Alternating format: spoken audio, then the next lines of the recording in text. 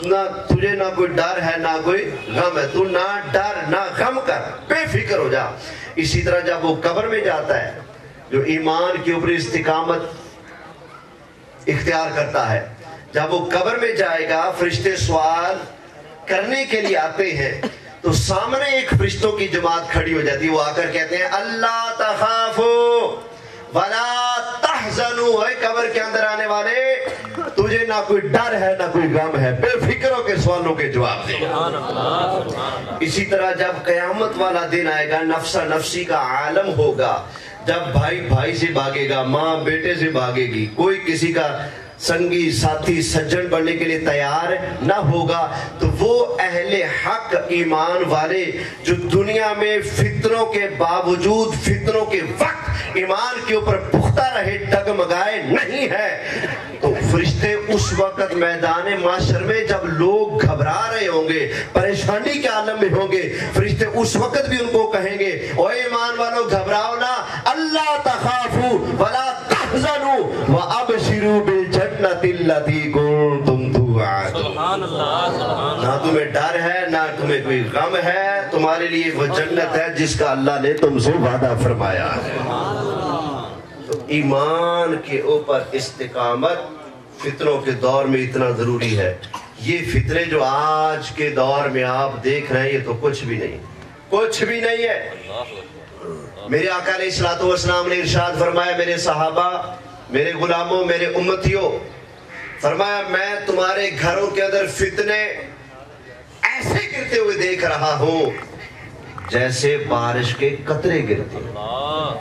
اب جب بارش آتی ہے تو 2-4 قطرے ہوتے ہیں یا لاکھوں قطرے ہوتے ہیں؟ بولیں بارش جب گرتی ہے تو آپ 2 منٹ کی قطروں کی اگر گنتی لگائے بندہ اندازہ تو یہ لاکھوں بنتے ہیں۔ تو نبی کریم علیہ السلام نے فرمایا میں تمہارے گھروں میں فتنے گرتے ہوئے ایسے ملاحظہ کر رہا ہوں جیسے بارش کے، بولیے بارش کے قطرے ہوتے ہیں۔ تو فتنوں کے وقت میں فتنوں کا شکار ہو کر بہتی ہوئی گنگا کے ساتھ ڈول جانا، بہہ جانا، یہ کوئی دانشمندی اور دلیری نہیں ہے۔ دلیری اس چیز کا نام ہے آپ کو حق کی راہ سے ہٹانے کے لیے باطل جتنا مرضی زور لگا لے، لیکن آپ حضرت امام حسین کے سچے غلام بن کر استقامت کا پہاڑ پڑھ کر حق کے ساتھ کھڑے رہے، آپ کے قدم ڈگمگائیں نہ۔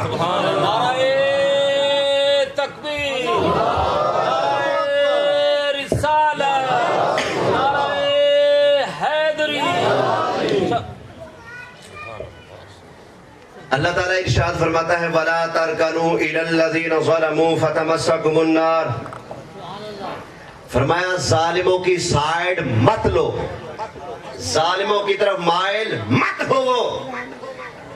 یا اللہ اگر ظالموں کی طرف کوئی بندہ مائل ہوگا تو پھر کیا بنے گا؟ فرمایا فَتَمَسَّكُمُ النَّارُ، تمہیں آگ پڑ جائے گی، تمہیں جہنم چھو لے گی، جہنم پکڑ لے گی تمہیں۔ یہ اللہ کا قرآن ہے، یہاں حفاظ بیٹھے ان سے پوچھیں، تصدیق کروا لیں، 12واں پارہ ہے۔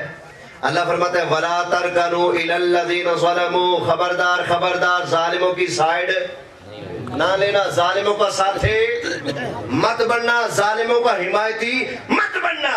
اگر بنو گے تو کیا ہوگا؟ فَتَمَسَّكُمُ النَّارُ، پھر تمہیں آگ پڑ جائے گی۔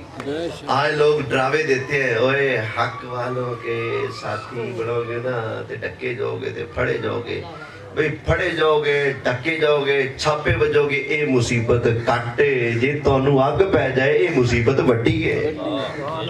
آگ بھی وہ جو دنیا کی آگ سے 70 گنا زیادہ گرم ہے، وہ آگ پڑ جائے، پھر 1-2 دن کے لیے نہیں ہمیشہ کے لیے پڑ جائے، یہ دنیا کی قید، یہ دنیا کی سختیاں، یہ دنیا کی مصیبتیں تو 4 دن کی کھیل ہے، سب ختم ہو جائے گا۔ سزائیں دینے والے بھی مار کھپ جائیں گے اور سزائیں جھیلنے والے بھی اپنے رب سے جا کر ملاقات ہو جائیں گے، ملاقات کر لیں گے۔ لیکن کامیاب تو وہ ہے نا جو ظالم کا ساتھی نہ بنے، سچوں کا ساتھی بنے۔ ظالم کا ساتھی، ظالم کا حمایتی بنے گے تو نتیجہ قرآن میں آ گیا، فَتَمَسَّكُمُ النَّارُ، ظالم کے ساتھی بنو گے تو تمہیں جہنم پکڑ لے گی، فَتَمَسَّكُمُ النَّارُ، تمہیں دوزخ کی آگ چھو لے گی۔ اور ایک جگہ اللہ تعالیٰ ارشاد فرماتا ہے بعض اوقات ایسا ہوتا ہے بندہ جانے انجانے میں پتہ نہیں تھا نا کہ یہ ظالم آگے کیا بنے گا. ابھی آپ کو کوئی بندہ شریف لگ رہا ہے لیکن بعد میں جگ میں سب سے بڑا ظالم اور یزیدی نکل آیا. اب کیا کریں گے؟ ہم تو پرانے دور میں اس کا ظالم کا ساتھ دے چکے, اب کیا کریں؟ تو اللہ کا قرآن یہاں بھی رہنمائی کرتا ہے, فرمایا فَلَا تَقْعُدْ بعد ذکرہ مع القوم الظالمین, پہلے جو ہو گیا سب ہو گیا, یاد آ جانے کے بعد کسی ظالم کا ساتھی نہ بنو, ظالم کے ساتھ مت بیٹھو. پتہ لگنے کے بعد, یاد آ جانے کے بعد کسی ظالم کا ساتھی نہیں بننا. ساتھی کس کا بننا ہے وہ بھی قرآن بتاتا ہے. آخری آیت ہے, اللہ فرماتا ہے یا ایھا الذین آمنوا اتقوا اللہ وکونوا مع الصادقین. فرمایا اے ایمان والو اللہ سے ڈرو اور سچوں کے ساتھی ہو جاؤ. اللہ سے ڈرو, اللہ سے ڈر کر, اللہ سے ڈرتے ہوئے سچوں کے ساتھی بن جاؤ. ساتھی بننا ہے سچے کا, جھوٹے کا ساتھی بولو, حق والوں کا ساتھی بننا ہے, باطل والوں کا ساتھی نہیں بننا. اللہ تعالی ہمیں سمجھنے کی توفیق عطا فرمائے, عقل کرنے کی توفیق عطا فرمائے, سوچنے کی توفیق عطا فرمائے, فکر کرنے کی توفیق بخشے. یہ دنیا کی زندگی 4 دن کی زندگی ہے, اس ہمیشہ کی زندگی کو خراب نہیں کر لینا. یہ والی زندگی غلط گزار کر اس زندگی کو ایسے گزارو جس میں اللہ رسول کی رضا شامل ہو. ایسے کام نہ کریں, ایسے لوگوں کے حمایتی اور ساتھی نہ بنے کہ جن کا ساتھی بننے سے رب رسول کی ناراضگی ملے. اللہ ہمیں عمل کی توفیق عطا فرمائے.